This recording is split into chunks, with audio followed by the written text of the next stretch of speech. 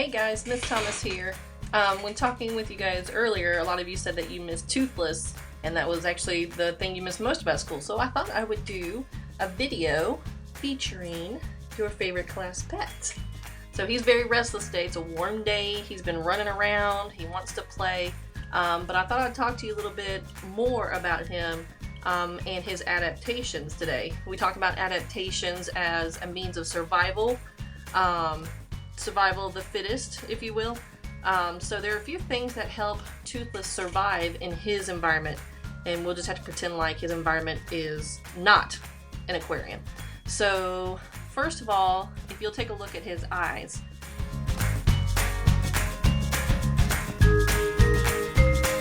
Bearded dragon eyesight is actually very, very good. They actually have a wide range of vision, which means they can see further around them, whereas we usually only see in the very front. The only issue is that right here, he has a little bit of a blind spot. So whenever he looks at things, like whenever he was looking at you guys in the classroom, he kind of tilts his head to the side to look at you like a bird. So he has a blind spot right in the front.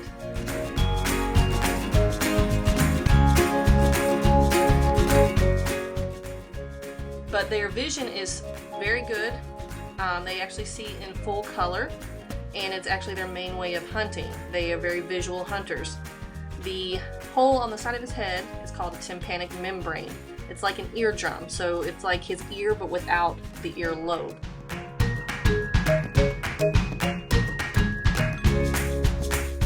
They do have pretty decent hearing, but it's not as good as their eyesight. Their sense of smell is very vague. They usually don't smell stuff. They usually rely more on taste, almost like a snake does. So whenever I give Toothless a treat, a lot of times he might smell it a little bit, but he'll stick his tongue out to get a little taste of it first. Another thing that a lot of people don't realize is that there is a spot on the back of his head. I don't know if he'll let me show you. Toothless. It's like a little dot on the back of his head.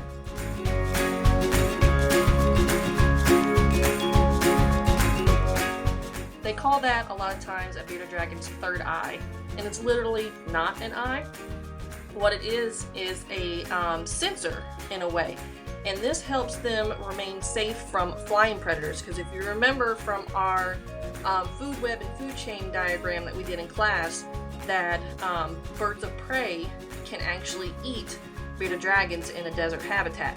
So if you had a bird fly over top, it makes a shadow, and that shadow, whenever it goes over the sensor, alerts bearded dragons that there is a possible predator overhead and they need to take cover or freeze in place to remain very invisible to the predators from above. So that's why they call it the third eye. His skin, for those of you that felt him before, you know that his skin feels very rough, almost like sandpaper. It is very thick skinned. There are spines on the side. They won't cut you or anything, but you can definitely feel it. It's almost like a softened version of a cactus.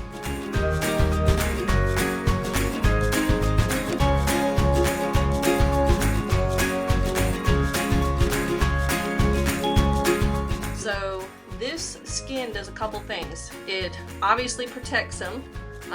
There's not many things that will get through his skin very easily. His scales protect him very well.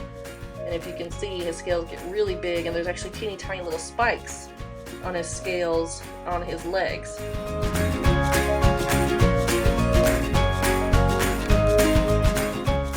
Also, his coloring of his skin helps protect him. Toothless is one of 8 species of bearded dragons. He is a central bearded dragon. Species name is Pagona viceps. Vidiceps? Yeah, Pagona vidiceps. And their habitat usually is lighter sandy colored. So whenever he is out, his coloration blends in with the environment so he can remain safe from predators, and also blend in to help him track his prey and hunt his prey.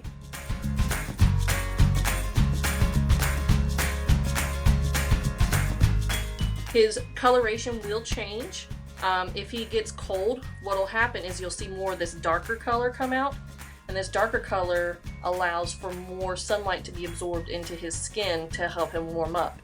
So if you've ever seen him run around the classroom, whenever he gets tired, a lot of times he'll darken up, and that means he's getting a little cold.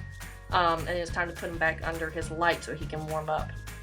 A lot of times also they will change colors as they start to shed. So his tail is a little bit darker right now because I think he's about to start shedding. So I'll be giving him more baths over the next few days, more soaks in the tub, so that can help him shed without being too itchy for him. Oh, look, a little bit of shed right there. You are shedding, aren't you? So on his feet he has tiny little claws. These claws can be pretty sharp.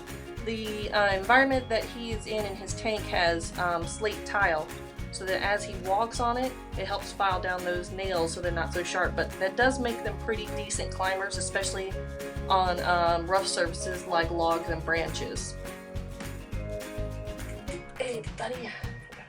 And lastly, adaptation to also help him survive is what they're known for, which is their beard.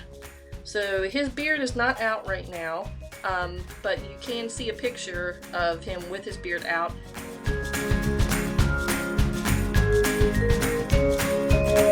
A couple things that these are used for. One is in defense. So if there was somebody that was challenging him or trying to eat him, what he would do would poof that beard out and it would get very, very dark black colored.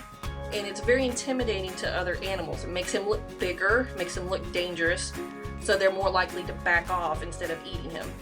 Another thing it does is used to attract a mate. So if Toothless had a girlfriend that he was interested in, he would try to make himself look all buff by poofing out his beard. Now Toothless hasn't had a girlfriend and nothing's tried to eat him, so the only time I've ever seen him with his beard out is when he's stretching it. It is a muscle, so a lot of times when he yawns or when he stretches, he'll poof that beard out. But he's a very chill lizard, so he usually never gets black under his beard, never usually gets upset. So we haven't seen that much of his behavior yet. Oh, he's shedding on his mouth too, look at that.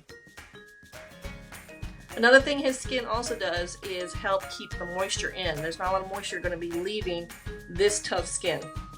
Most of their moisture is gotten from the stuff they eat. So the bugs they eat, any vegetables they eat. He really likes greens, like mustard greens. He likes yellow peppers. He likes cucumbers. And he really likes bananas, but he can't have a lot of that because that's bad for him to have too much. It's like candy for bearded dragons. So all the moisture they usually get, he usually doesn't drink water out of his water bowl. I keep it in there just in case he decides to. But most of the water they get is from what they eat, and this thick hide helps him from becoming dehydrated in between feedings. Hello! So if you guys liked the video, you can let me know and I can do some more about Toothless and bearded dragon care, or I can get Dobby out and we can take a look at Dobby, or my brand new chicken, Hey Hey. I will gladly bring Hey Hey in to do a video. So I hope you guys are doing good. Toothless hopes you're doing good as well, and we'll talk to you soon.